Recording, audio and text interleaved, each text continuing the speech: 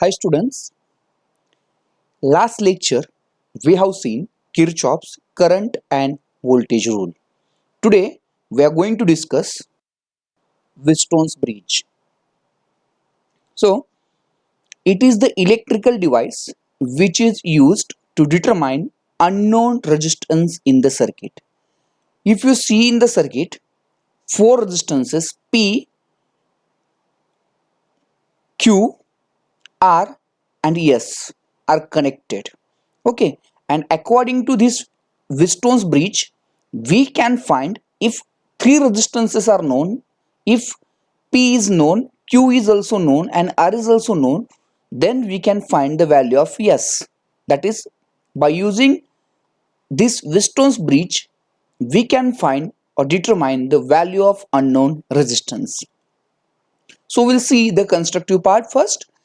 Consider four resistances P, Q, R, S are connected to form a quadrilateral ABCD as shown in the figure. Here if you see, the four resistances P, Q, R, S are connected to form a quadrilateral ABCD, okay, is shown in the figure. A battery of EMF E along with key is connected.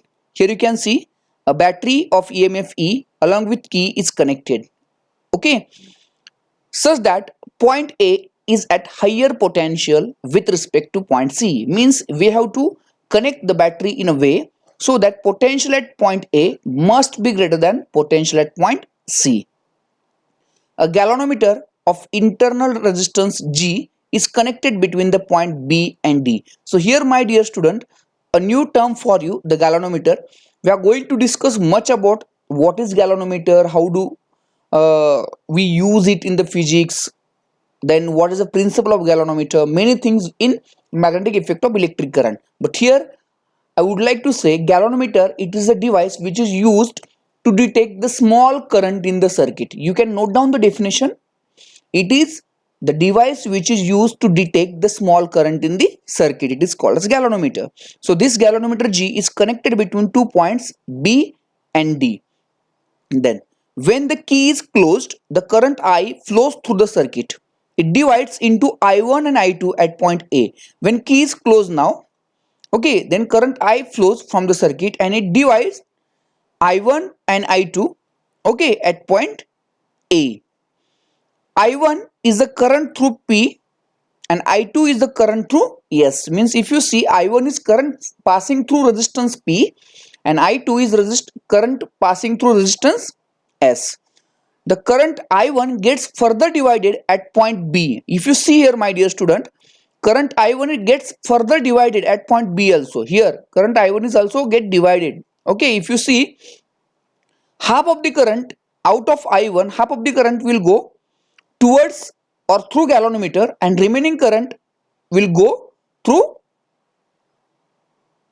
Q, that is the resistance Q. So if you see here, we can say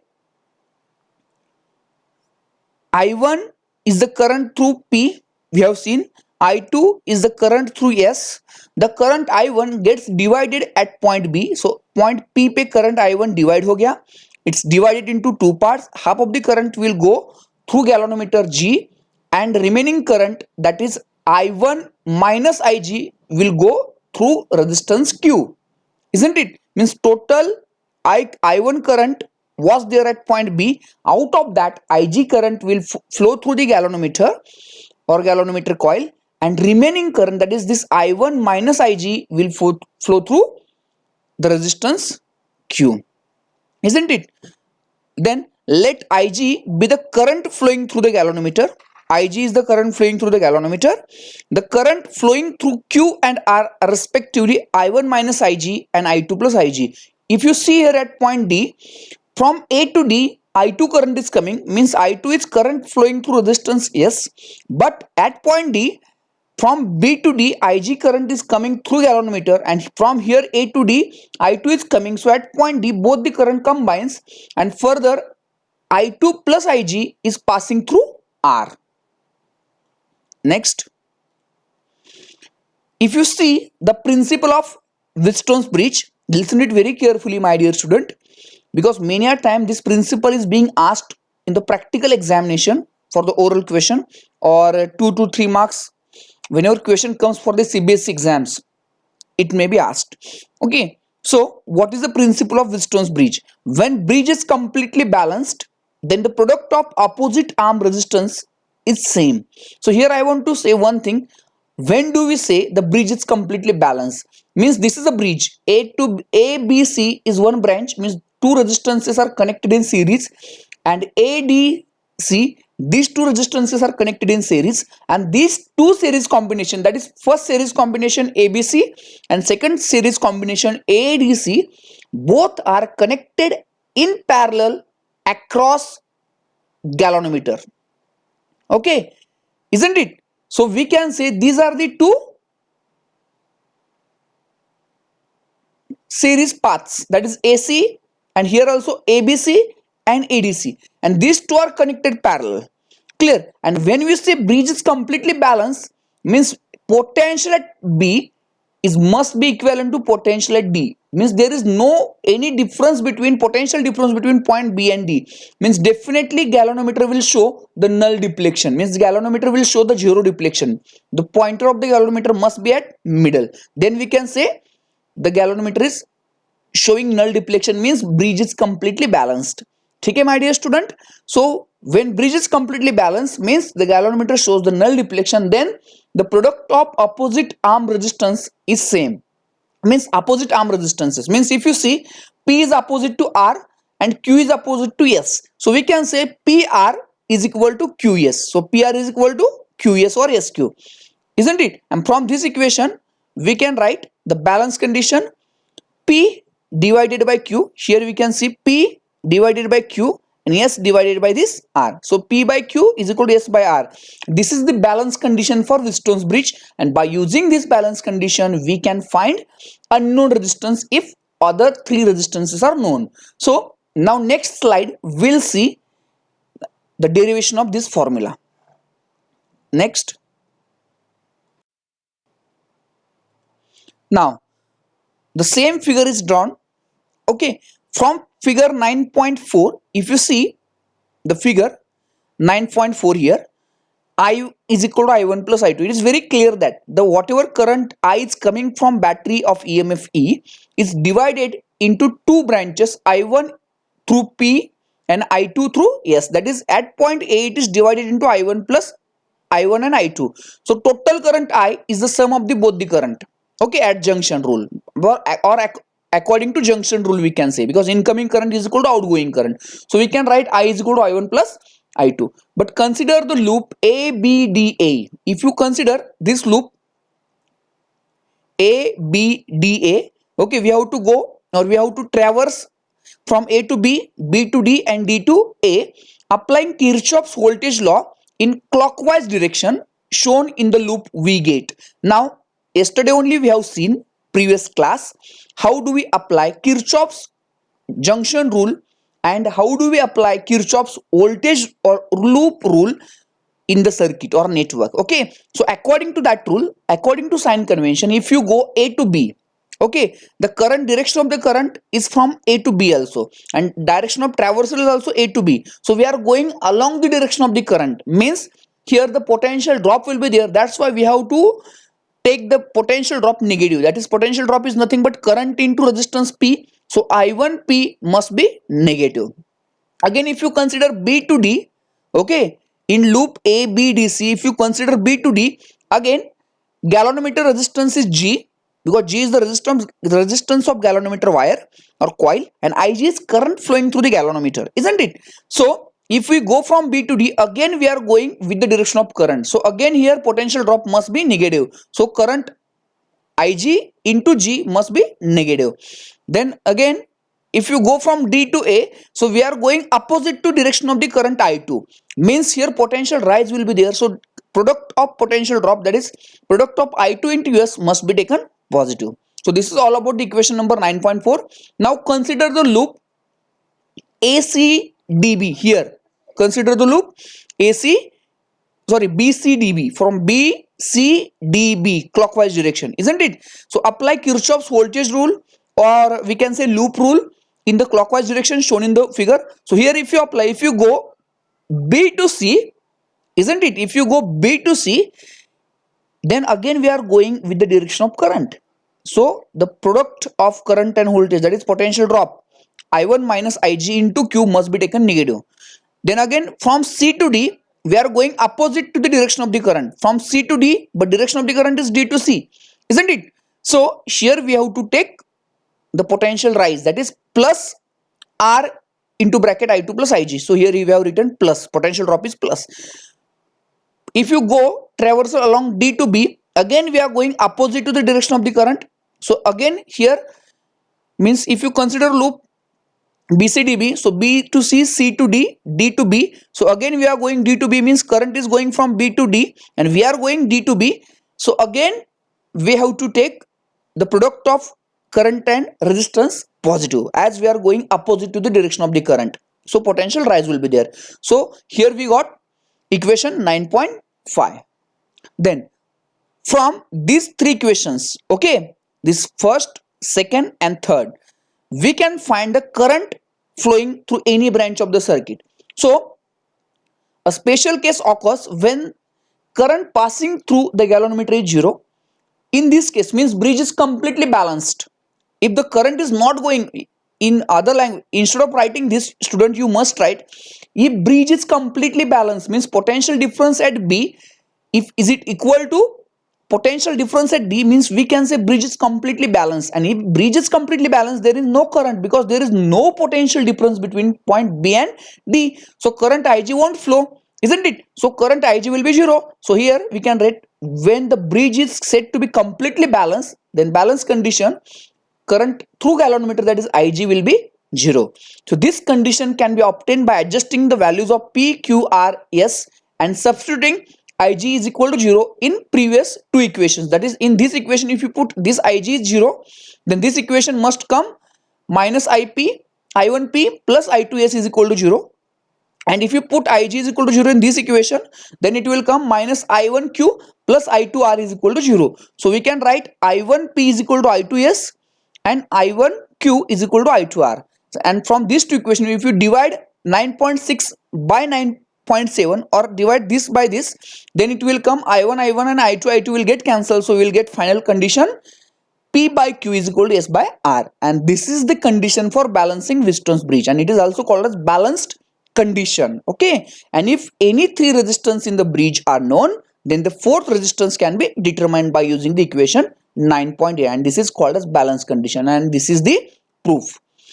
Now this is, my dear student, the exact galvanometer. We can say whenever we are saying the bridge is completely balanced, means potential difference at B is equal to potential difference at D, means Ig will be 0, means there won't be any current through galvanometer. That's why galvanometer shows null deflection. Here we can see the exact example, perfect example of null deflection.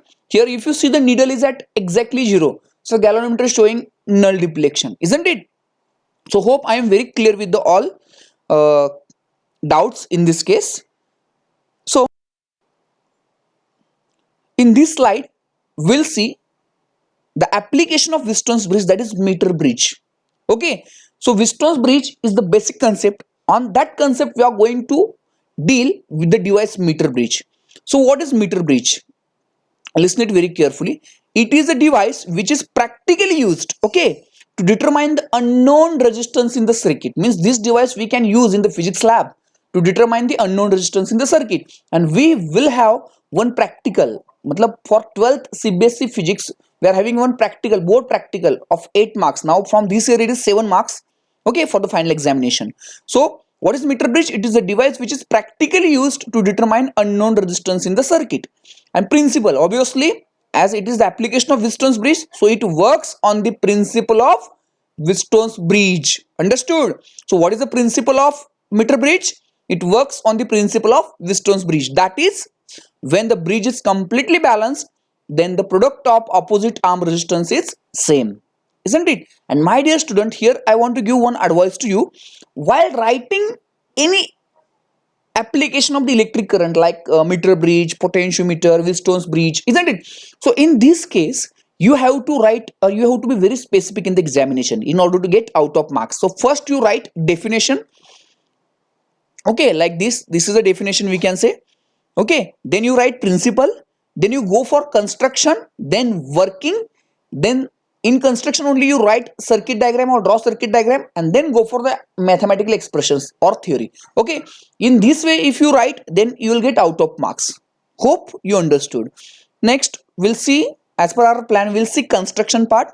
So just now see the figure. So what is meter bridge actually? Meter bridge consists of wire of uniform cross section and 1 meter in length. Here if you say this is the meter bridge wire AB, okay, this consists of 100 centimeter, means 1 meter in length, and basically it is made by manganese wire. Okay, alloy of manganese and other elements, isn't it? So meter bridge consists of a wire of uniform cross section and 1 meter in length, stretched on a meter scale, which is fixed on a wooden board. So here in short we can write meter bridge is consist of 1 meter long manganese wire. It's placed between 2 point A and B and fixed on the wooden board with scale. Scale is also there with this wire, my dear student. Okay, so if you see the construction part, now the ends of the wire are fixed below two L-shaped metallic strips. Now this is the AB wire, and this AB wire, these ends of these two AB wires are fixed with these two L-shaped metallic strips. So this is first strip and this is second strip, that and the shape of this, both the strips are L shape. Okay, a single metallic strip separates the two L-shaped strips, leaving two gaps. Here if you see, this is first L-shaped strip, this is second, and the single straight metallic strip, okay, which is separating between two L-shaped metallic strips by leaving two gaps. This is left gap and this is right gap, isn't it? So left gap and right gap usually, and usually you can say unknown resistance X is connected in the left gap and the resistance box is connected in the other gap. Means the resistance which we are going to find by using meter bridge, that unknown resistance has to be connected in left gap and resistance box is connected in right gap, isn't it? One terminal of the galvanometer is connected to the terminal C. If you see here, this is terminal C. Okay, so one terminal of the this is galvanometer. Galvanometer is connected between two terminals C and D with jockey. Here we have to connect jockey. Jockey means simply it is metallic contact. It is used to slide over to the manganese wire, isn't it? So this is jockey. Now temporary contact with the wire AB can be established with the help of jockey. Means we can slide this jockey. This is long wire, so we can slide this jockey over this manganese wire like this. Okay, and whenever galvanometer shows null deflection, means zero deflection, that point we have to calculate, because that point is nothing but a balance point. At that particular point the potential difference between C and D is zero. Okay, according to Wheatstone's bridge. So temporary contact with the wire AB can be established with the help of jockey. A cell of EMF E along with key and rheostat are connected between points A and B.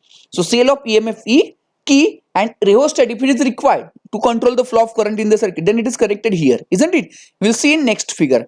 So this is all about the constructive part of the meter bridge, and it is very easy, and here it is advisable whatever content you remember, you try to write in your own way, isn't it? So for definition and principle you write as it is, but for constructive part you write as per your own way, isn't it?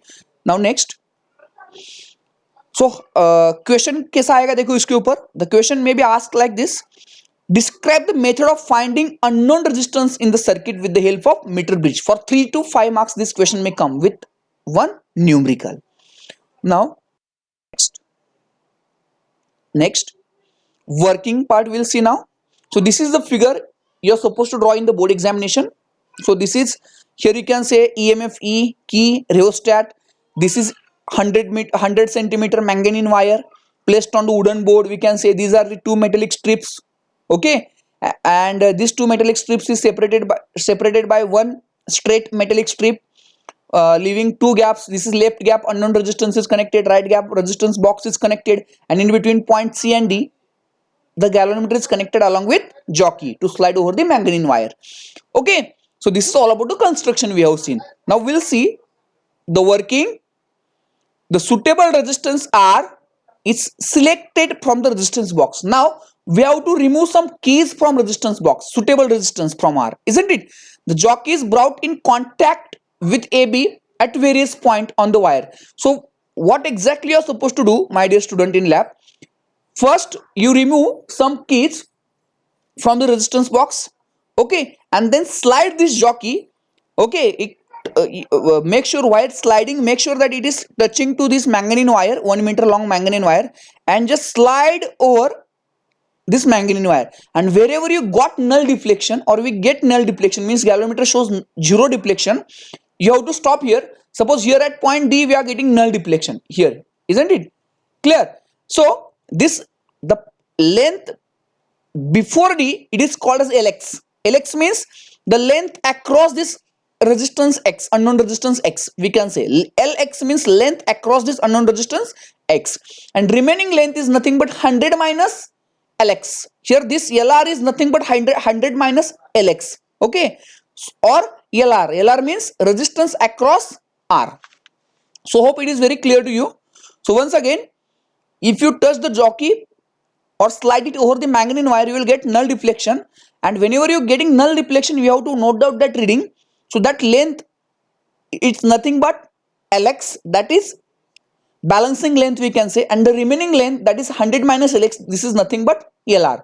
So Lx is nothing but resistance across unknown resistance X, that's why it is called as Lx, and Lr is nothing but resistance across resistance box, that's why it is called as Lr, isn't it? So again we'll see, the suitable resistance R is select from the resistance box. The jockey is brought in contact with AB at various point on the wire AB, and the balance point null deflection, we are definitely are going to get it, and then D is obtained, that is balance point is obtained. The galvanometer shows no deflection or null deflection or zero deflection when the jockey is at balance point, that point is called as D. Let the respective lengths of the wire between A and D and that between D and C. So A and D is nothing but Lx, and D and B is nothing but Lr, as I have explained just now. Then using this condition, the condition for the balancing we get, so according to balancing condition, product of opposite arm, my dear student, just try to remember the balance condition or the principle of Wheatstone's bridge. When bridge is completely balanced, now bridge is completely balanced, the galvanometer is showing null deflection at point D. Then product of opposite arm resistances, means opposite arm means X into Lr is equal to R into Lx, and from this we can write X upon R is equal to Rad upon Rdb. Rad is nothing but Lx only, and Rdb is nothing but Lr, okay, because resistance across Ad is Rad and this is Lx, and resistance across Db, it is Rdb, and this is nothing but Lr, okay. Hope you understood. Now next, when Rad and Rdb are resistances of the parts Ad and Db of the wire, okay, the resistance of the wire, if L is length of the wire, here we can say L is the total length of the wire, rho is specific resistance, that is resistivity of the wire, and A is area of cross section of the wire, isn't it? Then we can apply the factors affecting on that concept, factors affecting on the resistance. So we know that resistance of wire is directly proportional to length, inversely proportional to area, and if you want to remove this proportionality sign, we know that one constant will come, that constant is called as resistivity or specific resistance. So by using the formula of resistance and resistivity, or we can say by using the relation between resistance and resistivity, we can write Rad, that is resistance across Ad, is equal to rho into length across Ad, that is Lx, divided by area. So we can write for Rdb also, for same Rdb is equal to rho length across Db, that is Ldb upon area, okay. So now we have to use these two equations in these equations, put value of Rad in this and Rdb here, okay. So rho and area means resistivity and area, both are the common, they will cancelled out, okay. So remaining term will be X upon R is equal to Lx upon Lr. R will also cancel, okay, because Rad is nothing but Lx and Rdc is nothing but Lr, okay. So it will come, so rho and A will cancel in this case, so X upon R is nothing but Lx upon Lr. So if you rearrange the term, so we can write x is equal to r, we can take to the RHS. So x is equal to Lx upon Lr into r. So by knowing the value r, Lx and Lr, the value of the unknown resistance can be determined. So we know that Lx means this length, we can easily measure on this meter scale which is fixed on the wooden board of the meter bridge, isn't it? Lr also we can measure. Lr is nothing but 100 minus Lx. So whatever your Lx will come, suppose Lx is coming 40, then definitely Lr will be 60, because this length of 4 wire is 100 centimeter, isn't it? So we have to take into centimeters. And R is known. R means here we have removed some keys from the resistance box. So if R, Lx and Lr all three are known, then we can find x by using this expression. X is equal to Lx upon Lr into R, isn't it? So hope you understood meter bridge and Wheatstone's bridge. Now we'll see one numerical, very easy numerical. We'll see two resistances 2 ohm and 3 ohm are connected across the two gaps of the meter bridge. Okay, just now we have seen the meter bridge construction and working. There are two gaps. In left gap they have connected 2 ohm and right gap they have connected 3 ohm. Just imagine that. Okay, calculate the current through cell when the bridge is balanced. Balance means the galvanometer shows null deflection, and the specific resistance of the material of the meter bridge wire. Given resistance of the bridge wire is 1.49 ohm and its diameter is 0.12 centimeter, that is 0.12 centimeter. Now we'll see the solution. This is the figure we can draw from this, whatever given conditions are in the numerical, in the question we can say. The solution, when the bridge is balanced, means if this bridge is balanced, means potential difference between this point and this point is same, means this two resistance. Here we have to remember this trick. This numerical may come for NEET and JEE also.